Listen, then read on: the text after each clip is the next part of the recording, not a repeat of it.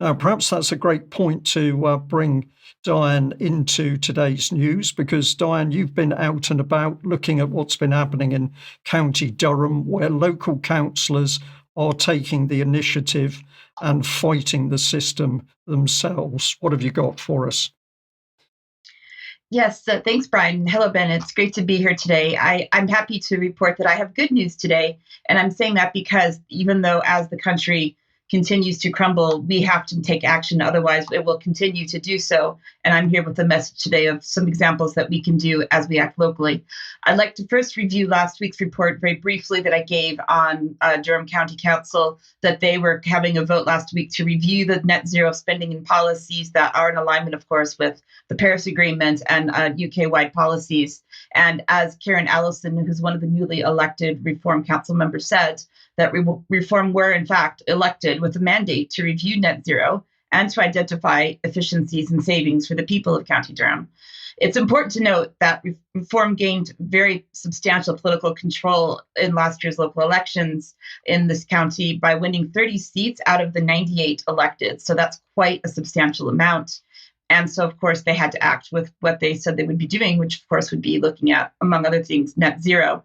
Now, in County Durham specifically, they had a climate emergency response plan that went over several years. It started in 2019 when this was first voted on, when there was a Lib Dem-led coalition. There have been 3 iterations of this plan, and this is obviously going to be the last one now that it's ending. There was one from 2020 to 2022, and then 2022 to 24. And then 2024 to present. So this was the thing that they were voting against. So I will get into that in a minute. But first of all, just to set the scene for the meeting, when I first arrived at the meeting at the county hall last Wednesday morning, you can see that there were people out front. They were just standing there. It was obviously some kind of protest. I didn't quite know exactly what was going on until I was able to spend some time before the meeting looking at what they were doing. So we see various signs that I took some photographs of. For example, one saying there's no planet B. So a lot of people protesting the rescinding of the climate emergency, as well as other things that you would kind of expect to go along with that. So other people that sort of campaign on similar things. So I have a short clip here just so we can see a few seconds of the kind of speeches and what it looked like out in the audience. Ocean on climate change, which of course is incredibly important. We've also come from Stand Up to Racism City of Durham, along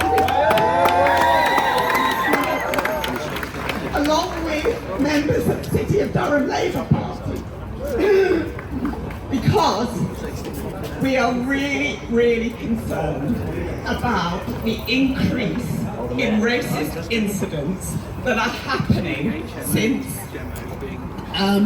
this new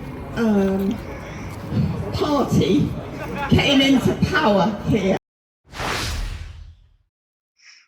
So lots that had nothing to do with what was being voted on. So while that was going on, I talked to somebody on the side who was a part of a protest talking about houses in multiple occupation, which is a very serious concern for the county. And let's hear what he had to say. We live in East Durham, which is an area of high deprivation and disadvantage, and always has been, and that hasn't changed. And all HMOs do is contribute to great disadvantage and deprivation. And so that's part of the protest as to why we're trying to stop this proliferation and concentration of HMOs in a very poor deprived area. That's one of the most powerful and compelling arguments. Okay, thanks. Thank you.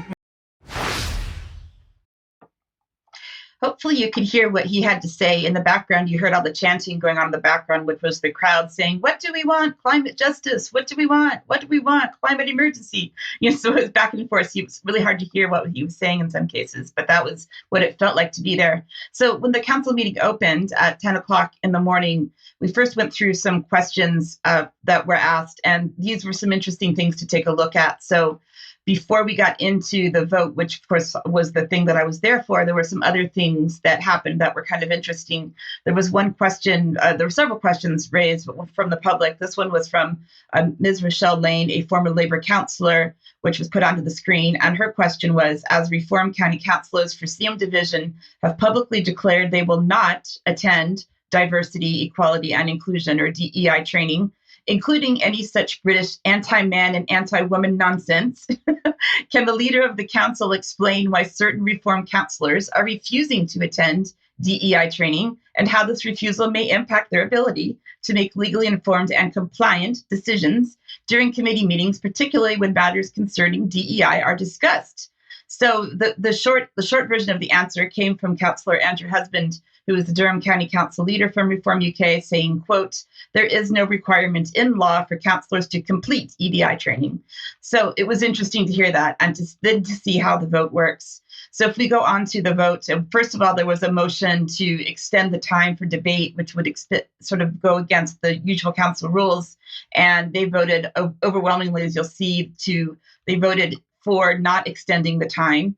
And so then we went on from there to look at what the actual vote was and what the motion was. So the motion, as presented by Darren Grimes, who's the deputy leader of Reform UK, was firstly to rescind the climate emergency declaration made on the 20th of February 2019. As we can see here, there was an amendment by Councillor Wilkes, who was the former Lib Dem who was previously in charge, to remove that. And what he proposed was to keep the climate emergency declaration, but also to maintain the care emergency that was being declared in favor of children's social care provision. So we can go on to see what happened with what the voting results next. It was interesting that the amendment that was from Councillor Wilkes was 64 against, 24 in favor, and 1 abstention. Darren Grimes' motion, which as it was presented to rescind the climate emergency and in favor of care of children, was 62 for, 7 against, and 7 abstentions. So of course, they were very, very happy about this result. So this is an exclusive to UK Column, because I have to say that what happened was, after the vote, I didn't see any other media outlets present. It was just me and my secret cameraman, who could not be revealed for privacy reasons on his behalf. But I have 3 short clips here from 3 councillors. The first one here is Councillor Ian Ketchford. It just sounds expensive, because if you look at the plan for change, it's millions of pounds, right? Well, offshore wind's 4 times more expensive than onshore. Right, Yeah. because you've So got it's very expensive. That's what I'm saying. Yeah. Look at the But plan it's for also change. we've already got existing wind farms. We've got Dogger Bank existing. Right. What we don't do, is we don't site battery storage close to the shore where the power comes in. Store it. Wind energy is intermittent. Right. Right. So that's intermittent. Solar power is very peaky.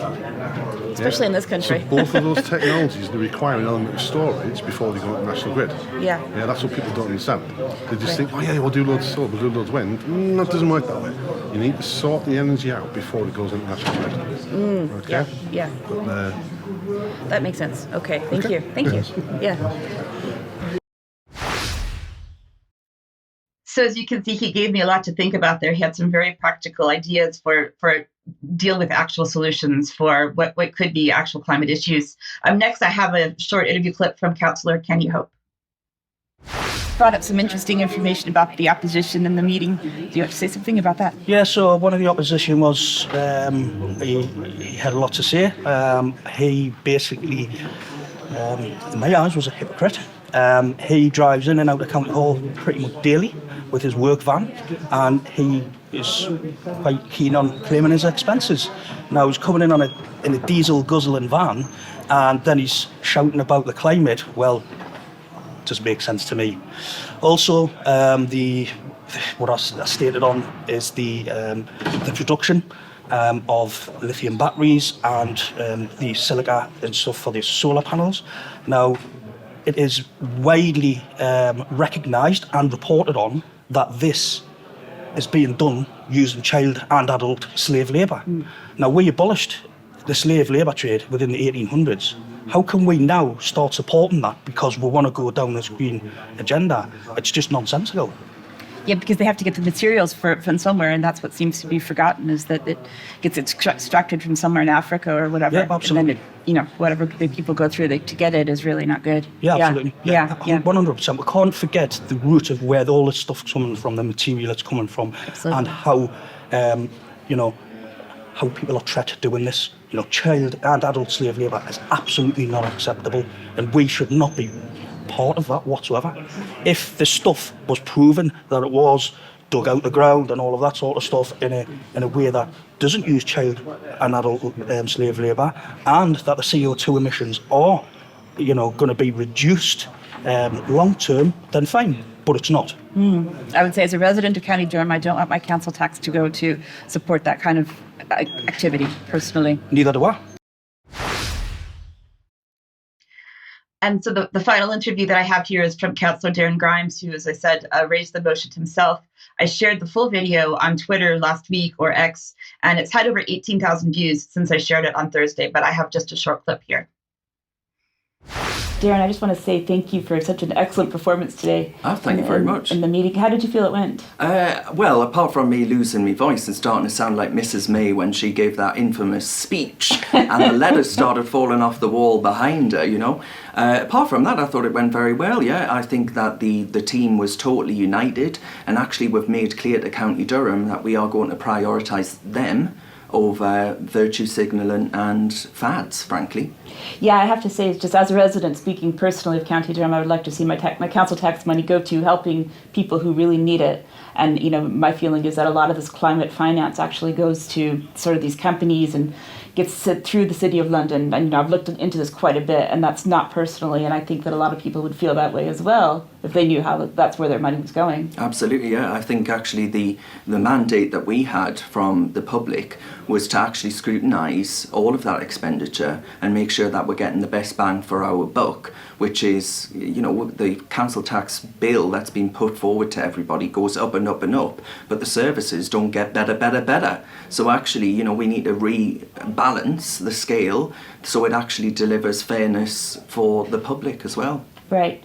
So do you think that you had pretty much unanimous support and agreement across Reform UK in that meeting, or were there some oppositions to what you moved? Or no, 100% agreement. Actually, right. I think the difference between us and the Tories is that we are a totally united party, united behind the movement and what the cause is. And that, for me, is a really beautiful thing. And I'm especially proud of the whole group today, actually. I thought they did our party and our county a great service today.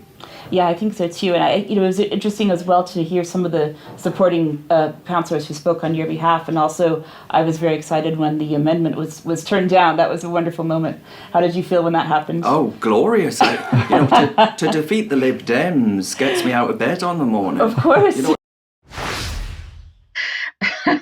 So just to close this segment, I just want to mention the coverage by the BBC. So obviously I didn't see anyone from the BBC in attendance, but of course they had to weigh in.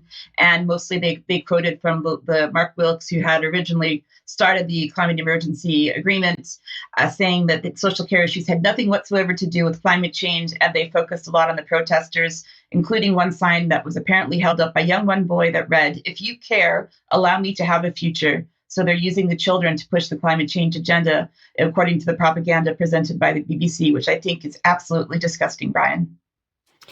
I totally agree, Diane. But the first thing I want to say is what an excellent job those councillors did. It's very difficult for many of them because they're newly elected into a council position. And this can be quite challenging for them, but they are learning very quickly. And it doesn't matter what party they're from. In this case, Reform doing well, but there are many other very small parties. There's also independents. These people need huge support because they are now at the front end challenging the system.